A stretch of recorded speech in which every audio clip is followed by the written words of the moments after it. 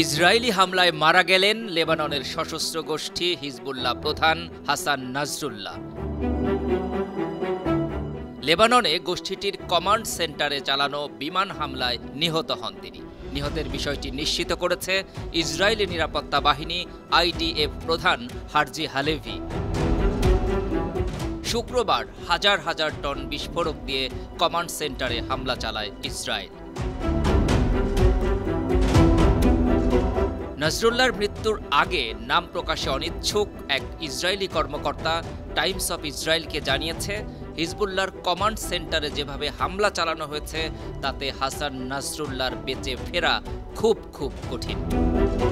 অন্যদিকে হিজবুল্লাহ ঘনিষ্ঠ একটি সূত্র বলছে, হামলার পর নাসরুল্লাহর সাথে যোগাযোগ বিচ্ছিন্ন হয়ে গেছে।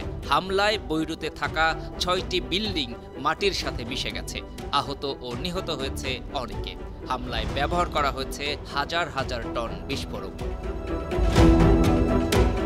IDF মুখপাত্র রিয়ার অ্যাডমিরাল ড্যানিয়েল হ্যাগারি জানিয়েছে, হিজবুল্লাহর কমান্ড সেন্টারটি আবাসিক এলাকায় মাটির নিচে তৈরি করা হয়েছিল।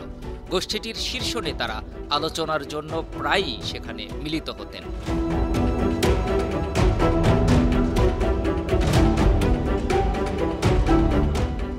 আন্তর্জাতিক ডেস্ক, 52 টিভি।